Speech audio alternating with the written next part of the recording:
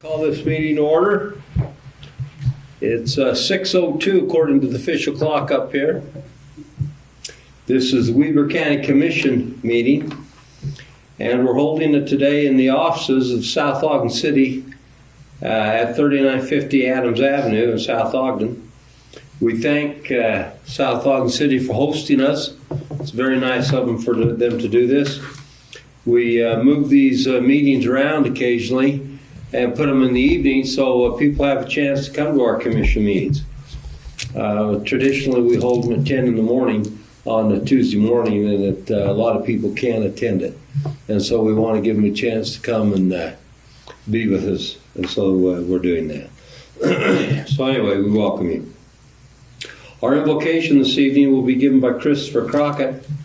Our Pledge of Allegiance will be given by McCarty Frohr, who is a mean pioneer girl.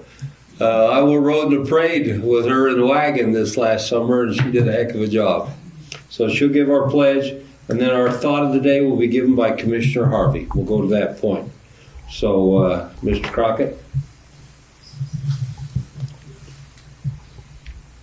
Our Father in heaven, we are grateful to be gathered together in this meeting tonight to discuss important issues that are happening throughout this community.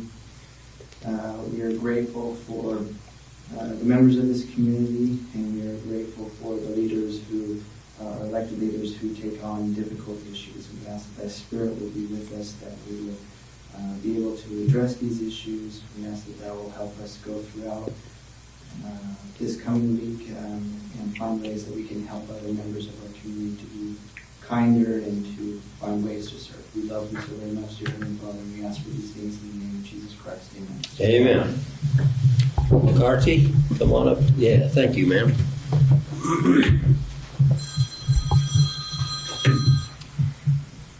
Would you repeat after me? I pledge allegiance to the flag of the United States of America and to the republic for which it stands, one nation under God, indivisible, with liberty and justice for all.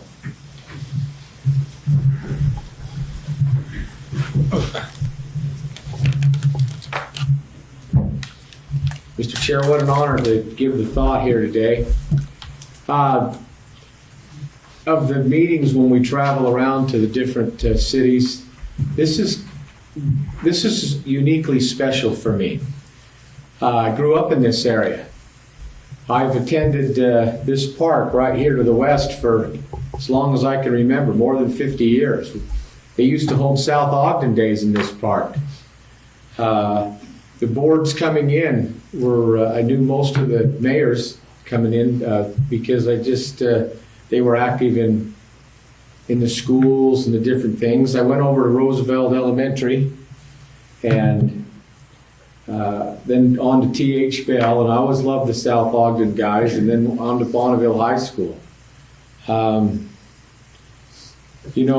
As I was thinking about what to say here, this area has really helped shape my life. Growing up in a single-parent household since I was 5 years old, there were a lot of people that stepped up and cared. And it was really wonderful. I particularly remember, and some of them are gone now, but I remember Mrs. Marilyn Newton. She was my kindergarten teacher, then she was my second grade teacher. I remember we had these little carpets we got to roll out and sleep for kindergarten. I miss those days even today. That'd be great. I remember, now it's Susan Lundell, but Miss Ahlstrom, she helped shape, and Sylvia Carter, some of you may know these people. Ken Cottle, he's still over there in South Ogden. Mark Angus, C. Paul Ogden, Farrell Monson. They were all great teachers, and there was a host of others there. Miss Dudman, and there was a lot of great teachers there at T.H. Bell. And then Elaine Bird, and most of you know Carl DeYoung, who was just right over here. And Lamar Hershey, Admiral Hershey, was the principal of Bonneville for a while. And Mr. Peterson, and we had great science and a lot of great teachers there. And also in South Ogden now, Carl Boynton. Carl and Chan, when things got a little tough, they took me into their home. I remember going there after school. It was a safe place to go for me after school. And it was a great experience. And so I wanted to thank especially Mr. Chair, Mayor Russ Porter, and the South Ogden City Council, Susan Stewart, Adam Hensley, Brent Strait, Mike Howard, Sally Orr for hosting us here tonight, and also the city manager, Matt Dixon. While he's kind of a juvenile delinquent, I do appreciate, they're a great progressive city. They're very helpful in our COG meetings, and it's just great being here. So, not too deep. I was going to say something about Halloween. It's where we trick-or-treated. You guys in South Ogden have really good treats, though. I remember that when I was a kid, because we used to come over here. You guys had more chocolate than the rest of the hard candy on the other side of Washington. So keep up the good work. Thank you. So you mentioned your teachers in kindergarten and second grade. What happened in first grade? You just blow right through that? Why?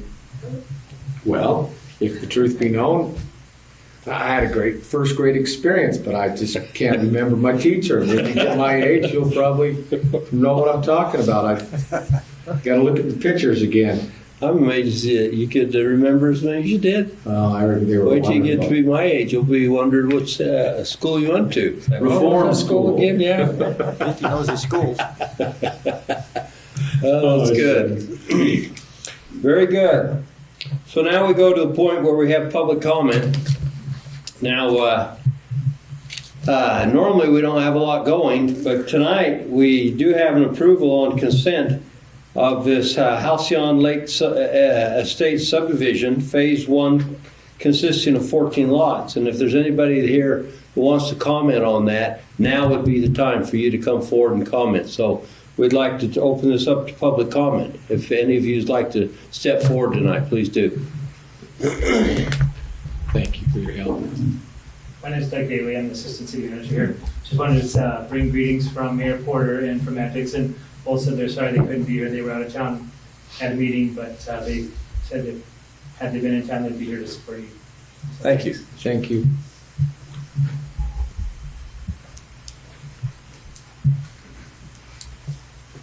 Hi there, Commissioners. Oscar Mata. You pull your mic a little closer. Sorry, You good?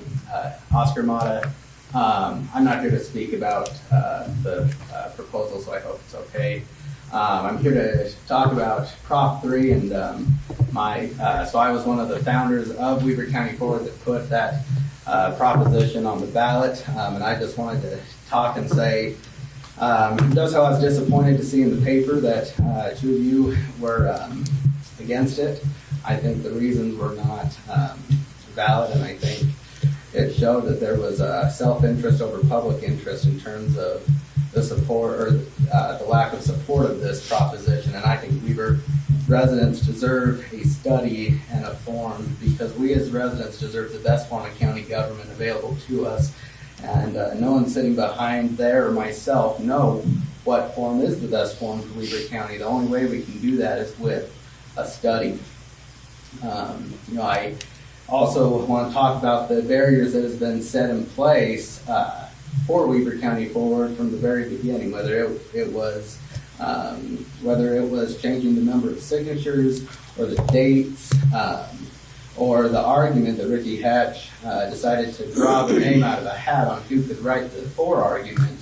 And luckily the gal that was selected to write the for argument was one who didn't know what Proposition 3 was even about.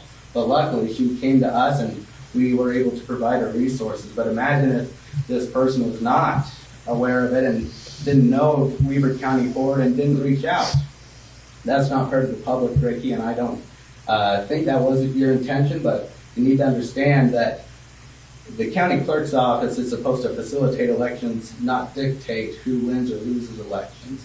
And I think the selection of the for argument could very well look like you were trying to pick sides in that. And so, I just wanted to come here and tell you the thoughts of myself and those on Weber County Forward on how we felt this process has come about, and we'll see a week from today how that plays.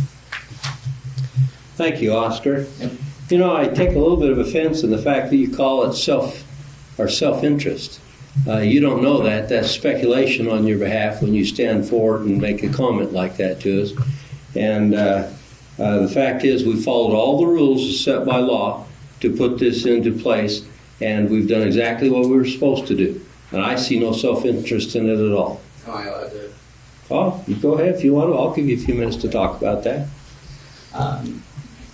Thank you, and I hear what you're saying, but the fact is, when you're going around in private meetings and in public meetings, attacking the way that this was put on, and trying to get the Republican Party to officially come out against Proposition 3, I do take offense to that. Who did that? Commissioner, Who did that?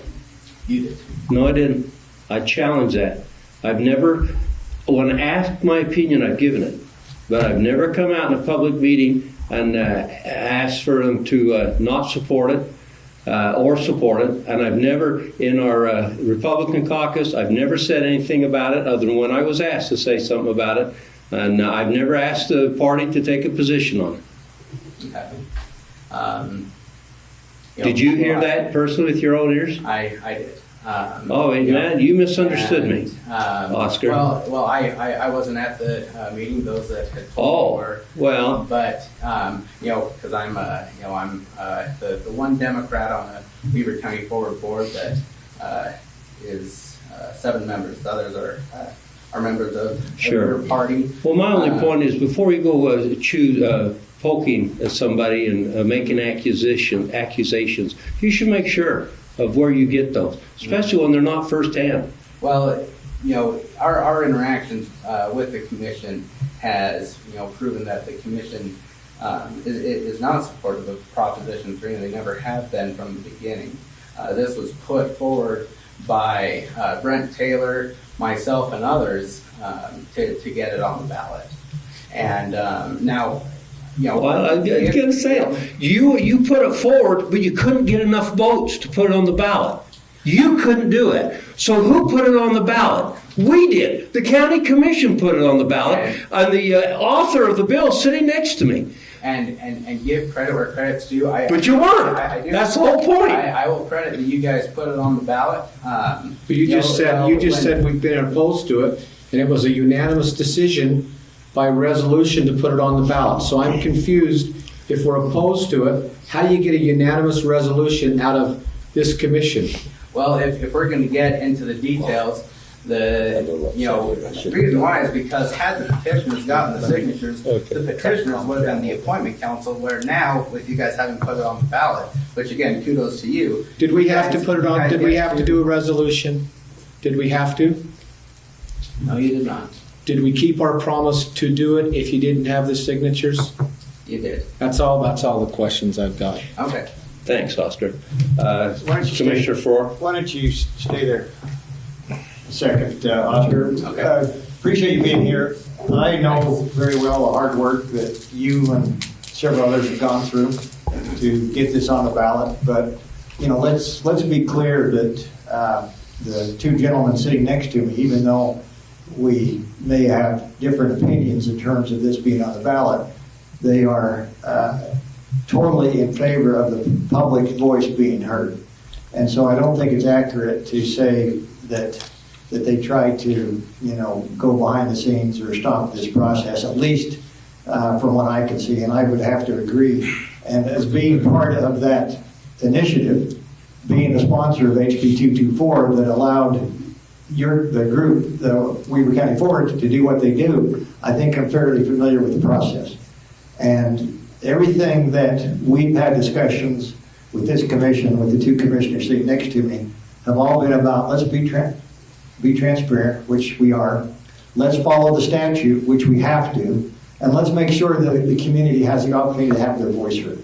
And so with those 3 principles, I would say that even though we may disagree on exactly where this starts and where it ends, we're on board 100% with letting the public have their voice. And we will abide by that decision, whatever it is, a week from today, Oscar. And again, I appreciate your work. I appreciate the work of the people that have been involved with Weber County Forward. I think that their motives were pure, just like the motives event here with the two commissioners sitting next to me. Obviously, when they voted, these two gentlemen voted to put it on the ballot, which they didn't have to. So I actually, I think we owe them a bit of respect and, you know, initiating that process, putting on the ballot that probably wouldn't be there without them. So. You know, and thank you for that, Commissioner. You know, and in terms of stopping or, you know, slowing down the process, you know, I apologize if I made it seem that the commissioners were doing that. My disappointment was where that the commissioners came out against it. I feel like the study is needed and that a study is the only way to serve the public and show that there's not self-interest. My issue in terms of the barriers we face, the number of signatures, the date being changed on us, and the argument was more directed to the county clerk's office. So my apologies to Commissioner Jenkins and Commissioner Harvey if you guys are under the impression that I was saying you guys had been working to stop it. That is not, you know, under your guys' commission. It is under County Clerk Ricky Hatch. What I was saying was I was disappointed just reading the article that you guys weren't supporting it, and that I think it I think it looks to voters that you guys are, you know, more focused on self-interest rather than public interest. So I would encourage, you know, you guys supporting it, and you know, I've. Let me take this. No. So, Thanks, thank you, Oscar. everybody. I appreciate it. Thank you, Oscar. Sorry if I raised my voice. But very good. Prop 3 is a heated issue, and I appreciate everyone's involvement on both sides. Yeah, absolutely, Oscar. Name and address, Terry please. Wayne, out of Utah. Thanks. Like I said, I'm here to kind of talk Prop 3 as well. And one of the things I was very excited when Major Brent Taylor went ahead and brought about the idea that maybe we should look at this in Weber County. I'm excited at looking at a study. I'm not trying to get you guys out of your job. I just think that we should have the best possible government that we could have in Weber County. One of the things the only thing that did concern me was when I saw the pamphlet. I went and I asked Mr. Boyer last night about it. I said, did you hit the bold all the time or what? And he said, yeah, I did. And he said, nobody stopped me. And so I'm kind of like, you know, if I'm going to do a marathon and the guy gets 4 lengths ahead of me, then I don't feel comfortable with that. And that's kind of what I'm looking at here is the way the pamphlet was structured concerned me. I would hope that would never happen again. You know, if we're going to take 2 sides of an argument, that we keep them equal. They look the same on the pamphlet because county taxpayers are paying for it. So that's kind of where I'm at. Again, I appreciate you guys giving the citizens of Weber County the opportunity to do this because again, I you know, like I said, there was a lot of discussion over whether or not the bill was good and that nobody had read it. And I'm going like, well, how could it get through if nobody read it? That wouldn't make any sense. So again, I appreciate you doing it. And like I said, again, kudos to you for being willing to let this go forward. Thanks again. Thank you. Thank you. Mr. Chair, if I could respond. Yes, please. Ricky? In regards to the voting, that's an excellent question. And last week I reached out to the Lieutenant Governor's office, who also puts together information pamphlets for the state on a statewide basis. And I said, we've had some complaints about the amount of bolding on one side and the use of bullets and all caps on the other side. And just curious, is this proper? Should I have toned things down or should I have let them go through? Lieutenant Governor's office replied to me and said, you do not have the authority, nor do we, to alter these types of literary tools that are used, bolding, bullets, all caps, italics, underline. We do not, the state law does not allow us to alter these. And I had talked with our county attorney early on in the process to say, how do we deal with this? And we felt that it was appropriate after reading the law to let them come through, and the Lieutenant Governor confirmed that last week when we emailed them. As far as placing barriers, as far as who the sponsors were, again, I spoke before Mr. Mata even submitted his name. We had sent 50,000 emails out to county residents seeking for citizens who would be interested in submitting an argument. I received 7 people who said they would like to submit an argument for, and a couple that said they'd like to submit an argument against. But early on in the process, as soon as we got 2 or 3, I went to our county attorney and said, what do you think? How do we choose who writes the argument? Because if I took my own judgment, I could maybe pick somebody who I thought would do a really good job for one argument, and maybe someone who did a really bad job for another. And we talked that through, and originally we said, let's do it, the first people who submitted an argument on each side, let's go with that and let them submit those arguments. Then I started thinking, well, they don't check their email every day, or maybe they were working or unavailable. And so we talked again and decided a random drawing would be good, would be the most appropriate way to ensure that any bias that I might have or any judgment or lack thereof would be negated, and that it would be an objective decision. And it was at that point that we created a random number generator, and in the presence of my assistant Fatima, I explained to her how that worked, and we ran it, and that was how the sponsor's name was selected. That day, I emailed all of the people who had submitted requests and provided each of their email addresses to the other and said, okay, this Angelica Spey is the sponsor who was selected. I encourage you to work together and come up with the argument. But as far as the official sponsor, Angelica is the person that I work with, and on the against side, Gary Boyer was the one that I chose to work with. And so that was just a little bit of additional information on that. Thank you. Can I ask one quick question? Sure. And it's come up several times. Whenever that's been mentioned about the request emailed out, what list is that driven from, and how do you get on with this? Excellent question. It was state law says if the county has an email, we've got to send out notice. So we sent out the notice. We also put it on the website.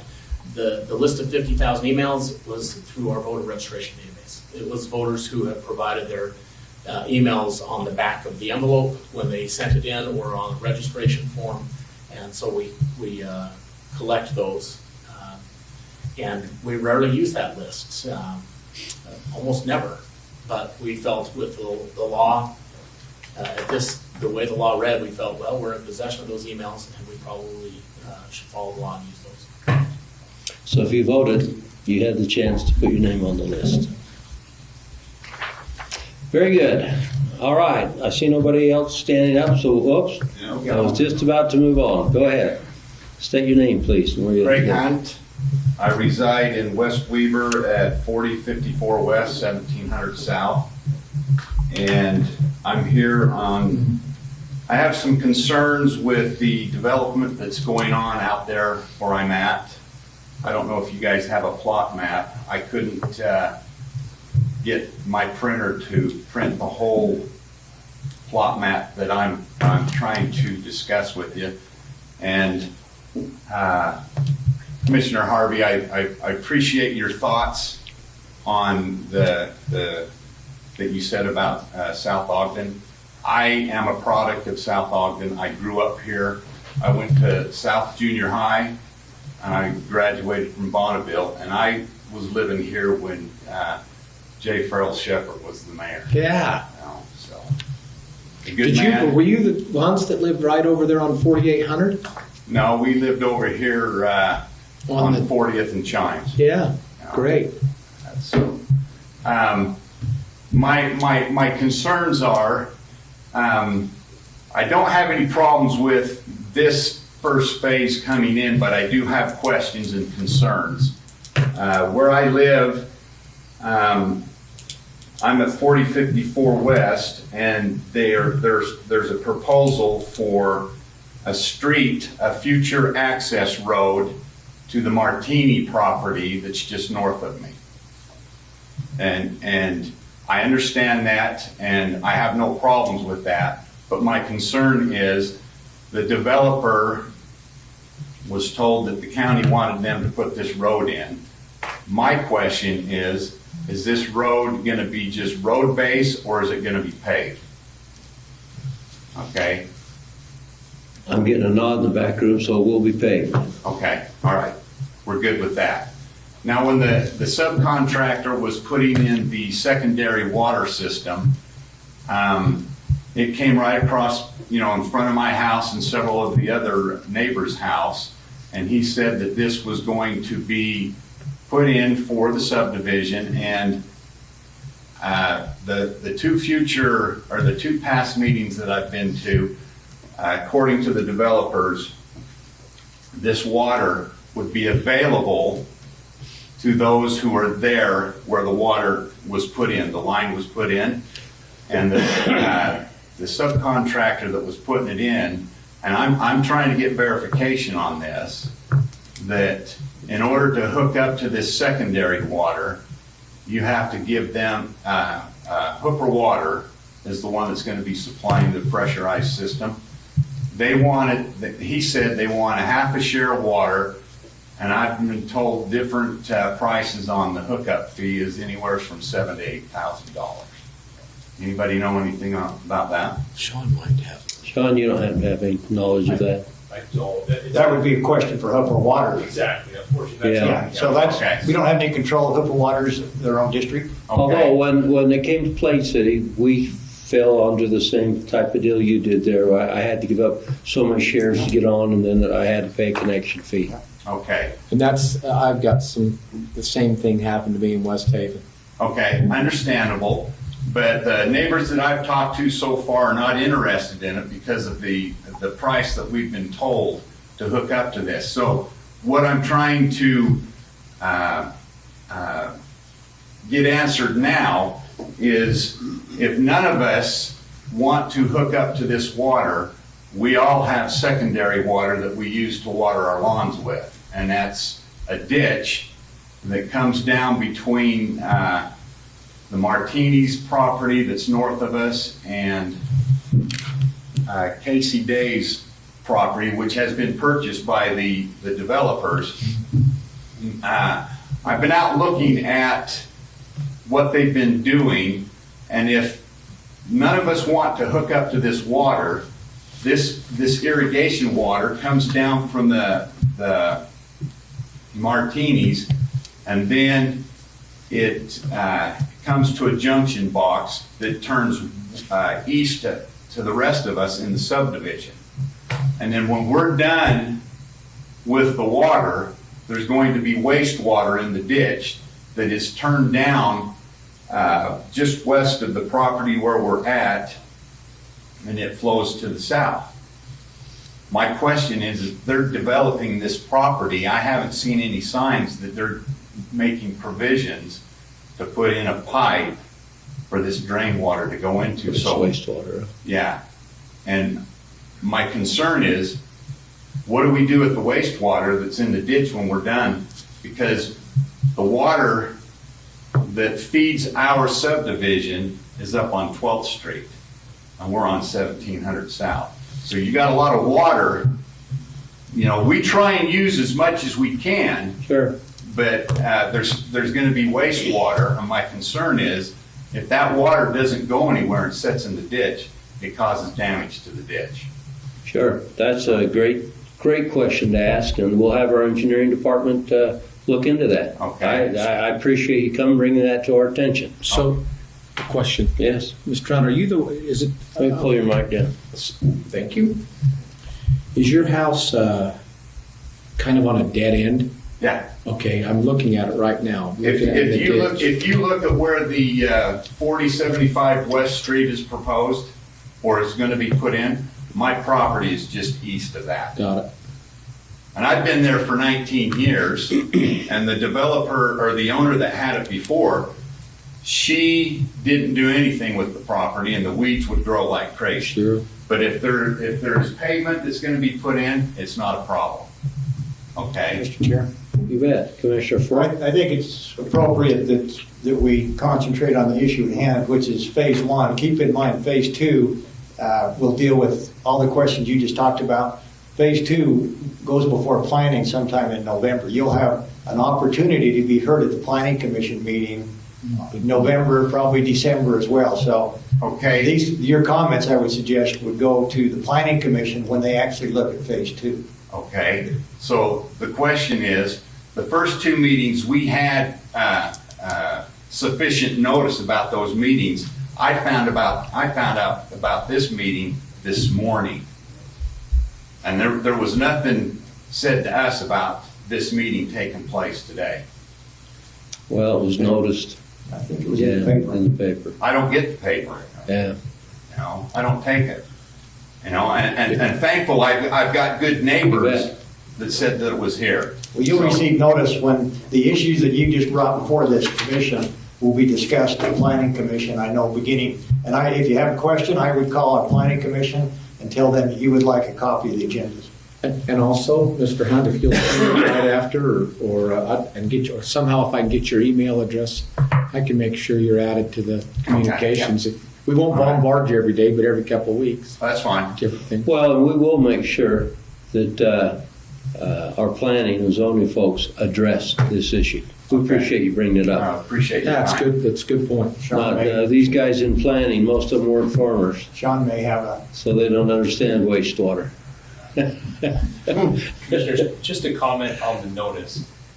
For the planning commission meetings, property owners within 500 feet of the proposed development will receive a notice in the mail.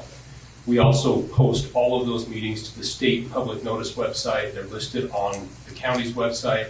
They are also on the county's Verati website. And if anyone wants to sign up for the Verati website, they can actually follow this project.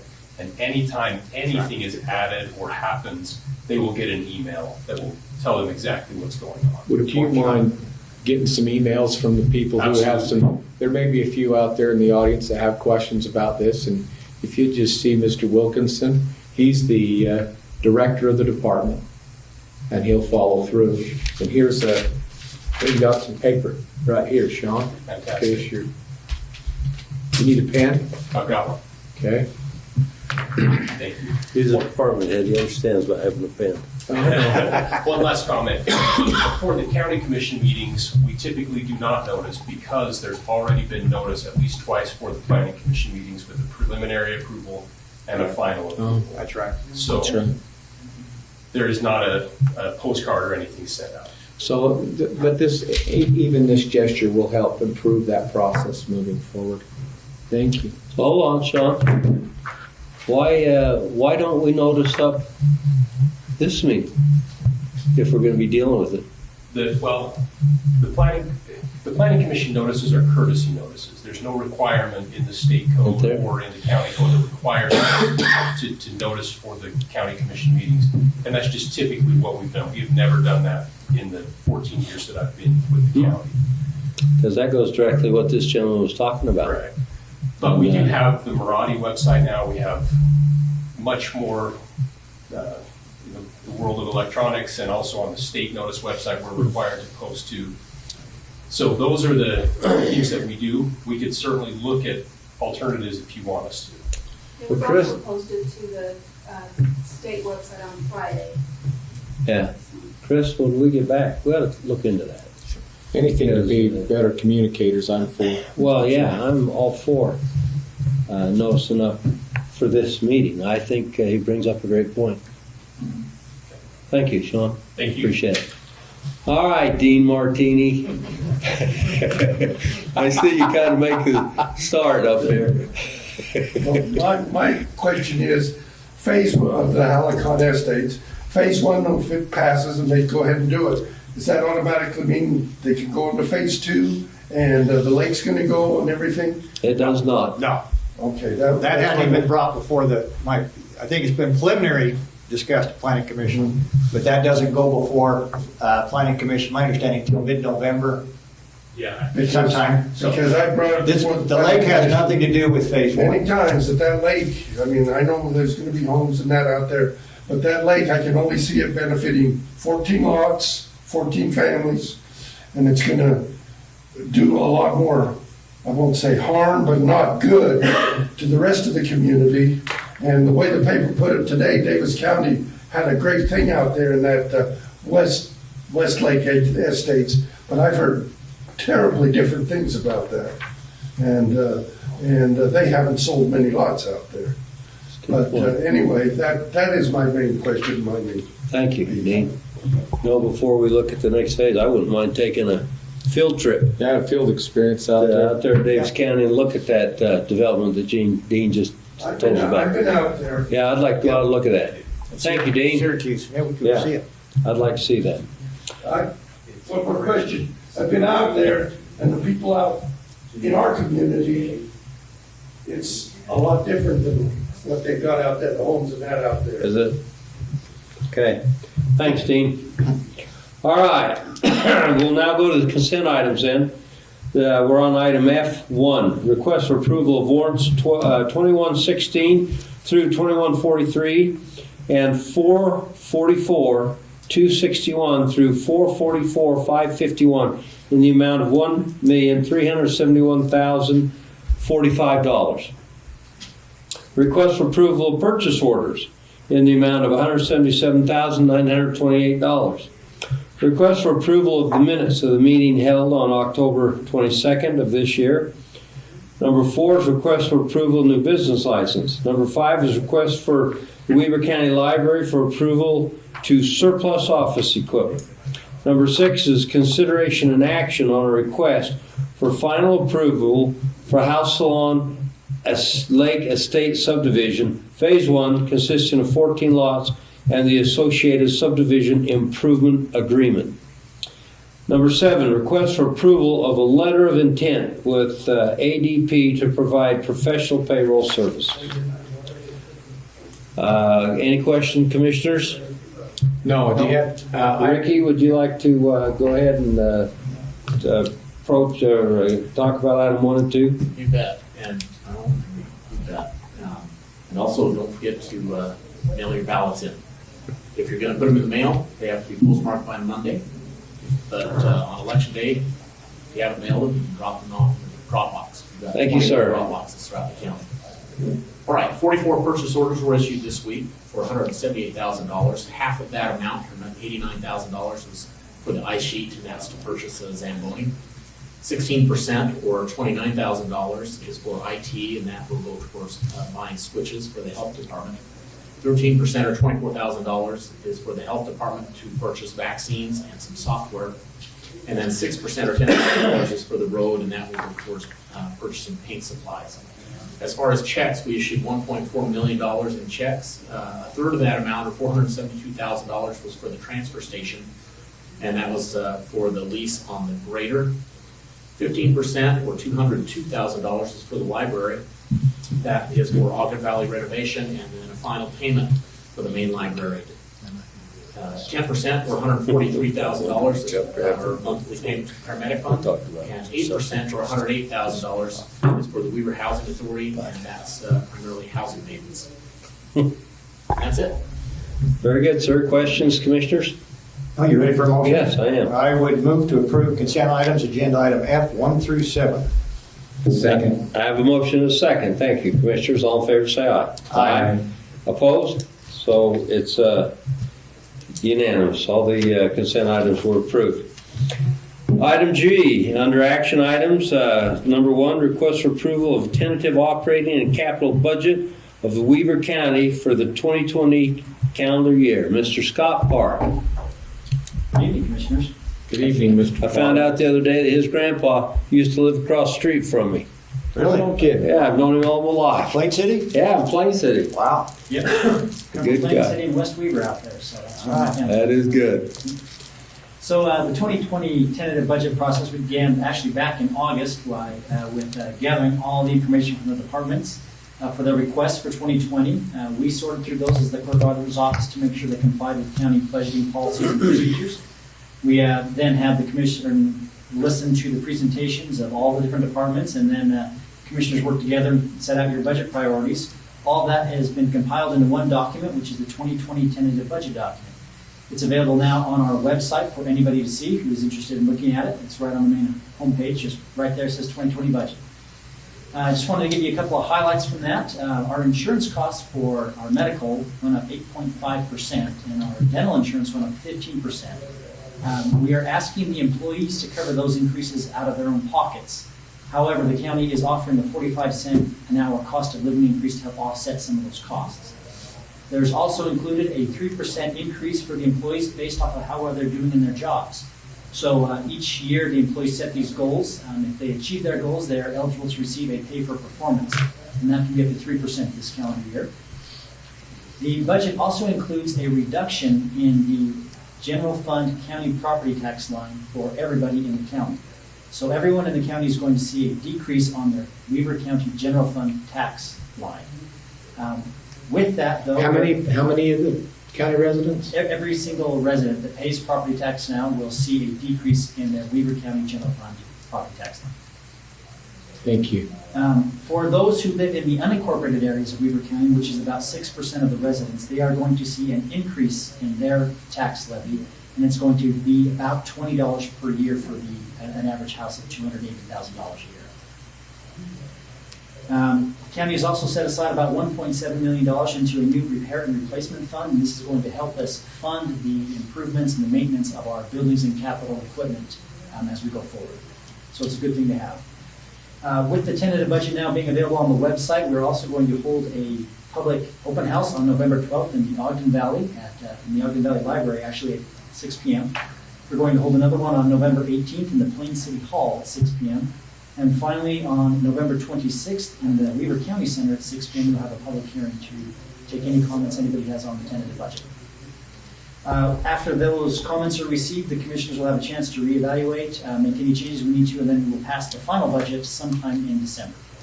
So unless there are any questions, I would ask for you to accept and approve the tentative budget for 2020. Commissioners, either of you like to comment? Yeah, I would like to, Mr. Go Chair. ahead, Commissioner Ford. First thing I'd like to do is give thanks to Scott, Stephanie, Ricky for the hard work that they put into this budget. It wasn't an easy process. It was a fairly long and drawn-out process, as we all know. But that was a proper thing to do. But with their help, we were able, at least in my opinion, to do several very good things for the county. One of those things, which is a tax increase to 6% of us, which happens to include 66.9% of this board, because we do live in that incorporated area. But it's the fair thing to do. I think that we understand that under state statute, we can't have municipalities, we can't have certain groups subsidizing other portions of the county. That's against state law. One thing we don't do in this commission is violate state law. The other thing, it was a fair and transparent tax policy to adopt, because the services that are provided to those areas, they should pay for it, at least in my opinion. So I think we've taken steps to do that, to bring the municipal service fund back into healthy territory. I'm also very excited to talk about the capital improvement budget. It's very important, at least from my state background, to make sure that we maintain our current buildings before we go out and replace those or build any new projects.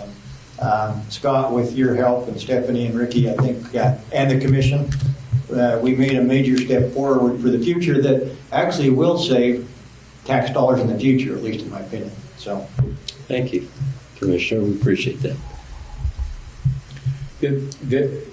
Gage has taught me something really well. Is when you get the signature on the contract and you're ready to close the sale, just shut up and get the money. And so I do. I'm part of the 6% with you, Commissioner Floor, but this is also good for 100% of the people. How do you get 6%, 100? So 94% for sure. So it's the right thing to do. You've done Scott and Steph and Ricky and your staff. You know, I've been involved with these budget hearings now 26 times. And you're the best of the bunch. My opinion, you're the best of the bunch we've ever had. And I have fantastic confidence because of your just the way you help us. And then we have two phenomenal business people in the commission. it's really, really good. So I really appreciate what you all are doing. Thank you. Thank you. So I would entertain a motion on one. Mr. Chair, I'll make the motion that we approve the tentative operating and capital budget for 2020 calendar year. Second. Okay, I have a motion second. With that, Mr. Park, I also would like to sing your praises. You did a great job this year. It's fun working with you. I enjoy pushing back and you pushing back against me. We have a very respectful relationship, and I really enjoy working with you. Now, Stephanie, it was really nice having you in the room this year. You added a lot to the negotiations and the planning that we did, and we appreciate your efforts. And to everybody else, Shelley, you kept us hydrated and in food. Well, it's no easy thing. We skipped lunch day after day, and you get nervous in those meetings. We're up walking around and trying to decide when we can give and when we can't give, and where you feel like you have to hold the line and where you don't hold the line. And it's a process we go through. And so I want to let you commissioners know I appreciate your efforts in this behalf. You're both wonderful, and all the rest of you are great. So thanks, Scott. Team effort. Team effort. So with that, I'll call the motion. All in favor? Aye. Aye. Any opposed? That's unanimous. Thanks, Scott. All right, next up is request for approval of a resolution of the County Commission of Weber County appointing Weber County representatives and an alternate to the USIP Indemnity Pool membership meeting. So we are part of a USIP, Utah County's Indemnity Pool, that self-insure the county. And it's been a good thing for Weber County. We've debated getting away from it a time or two, and there's other options that are actually pretty good too. But this is the one we've chose to stay with. We're the largest city in it, and it has served as well. So I just want to say that I've enjoyed serving on it. So Resolution 57 appoints myself as the representative and Jim Harvey as the alternate representative. So any comments on that? You want to have Chris talk about it? Chris, do you want to talk about that? You actually are on that board or on the legal, what do you call it? I serve on the litigation management Board, yes. but no, you summed it up well, so nothing further. Very good. So, Mr. Chair, you ready for a motion? Yes, I am. I would make the motion. Do we have a number on that? Yes.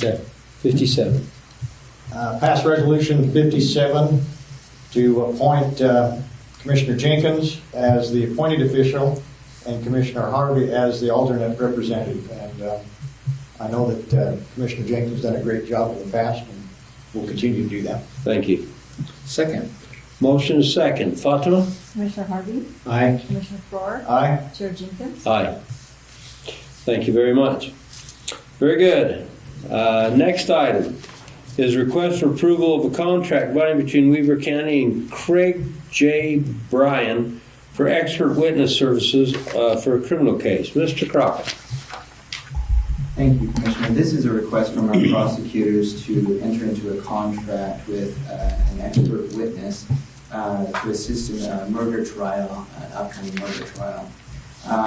Dr. Bryan he has received a PhD in psychology. He is a professor at the University of Utah. This is a 5-year contract. It allows for up to $10,000 in reimbursement for expenses that are incurred. Anything above that would have to require a written amendment to the contract. We're bringing this forward for your consideration and propose that it be approved.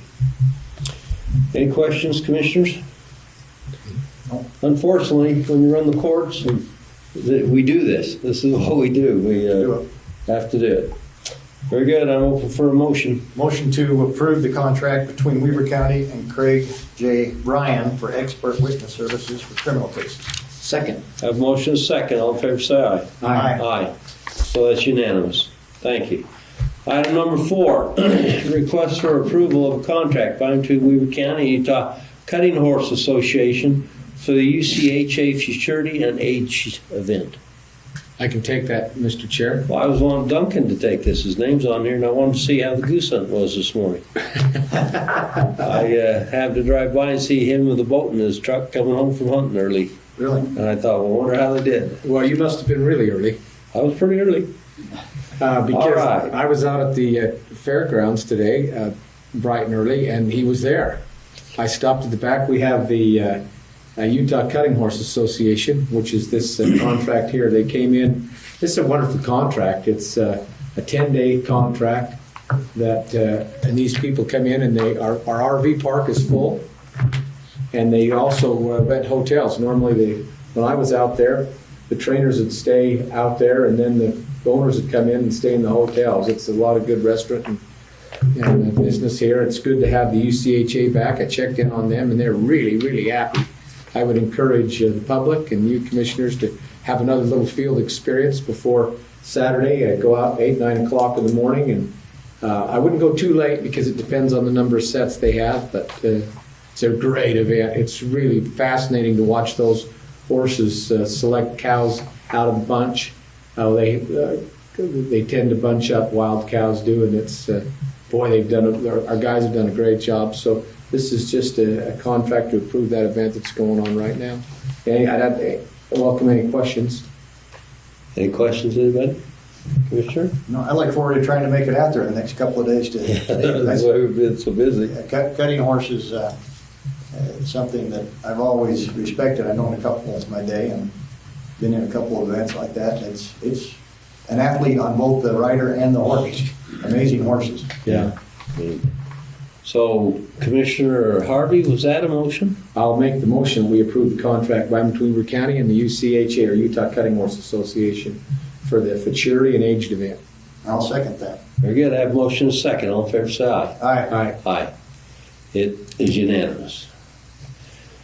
All right, item 5 is approval of contract by and between Weber County and Runbeck Election Services Incorporated for purchase of election mail processing equipment. Wow, that's a mouthful. Ricky Hatch.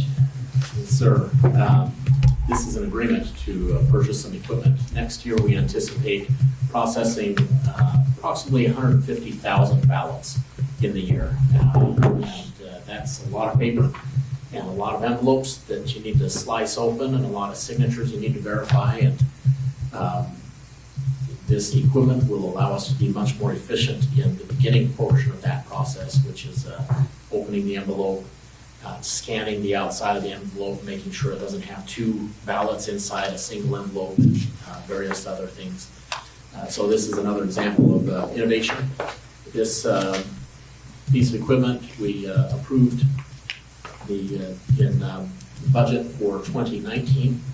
So it's been approved, and this equipment will be paid for primarily out of HAVA funds, Help America Vote Act funds that came through a grant through the federal government and have been distributed to the state of Utah and then down to the county. So actually, this will say the county basically is able to purchase this equipment with those funds. Very good. So these funds will be reimbursed to us after we purchase it. That's correct. Very good. Any questions, commissioners? I'm open for a motion. Mr. Chair, I would move to approve the contract between Weber County and Runbeck Election Services for the purchase of election mail processing equipment. And I comment with that if I might. Yes, please. We've all visited Ricky and his elections department down there, know what a great job they do, service they provide. So the more tools, the more technology we can give that staff to make sure that the voting process is accurate and transparent, I'm all for it. Very good. I have a motion. I'll second that and second the comment. Very good. I have a motion and a second. And I agree with you, Commissioner Ford. You go down in that room with only little windows around the edge because it's so deep down there. It does get a little dark and dingy at times, but man, Ryan and those guys do a great job. They do a great job. All right. All in favor, say aye. Aye. Aye. That is approved. Number 8, Commissioner comments. Commissioners, now's your chance. Not going to say anything, either of you? It's fun to be here in South Ogden. And just FYI, I spent a little time in South Ogden as a kid. Went to South Junior for, Huh? yeah. No kidding. Yeah, so a lot of those people that you mentioned, I know very well. In fact, I used to, since you brought up trick-or-treating, I used to trick-or-treat all through this area. And you're right. People were generous. I didn't ever know that you went to a couple of years to South Ogden. Yeah, South Junior High. You and Commissioner Jenkins always talk about the Weber High School. Well, and I made the move to the right side when I came to high school, but which was Weber. But interesting. That is interesting, isn't it? So I assume you went to Bonneville? Of course. Of course. Okay. Well, I will say this, Commissioner Floor, if for no other reason to move out there is to find your intended, you did good. that worked out very well. Well, there you go. Well, very good. How about a motion to adjourn? So move. Second. Motion second to adjourn. All in favor, say aye. Aye. We're adjourned. Thank you for coming today, folks.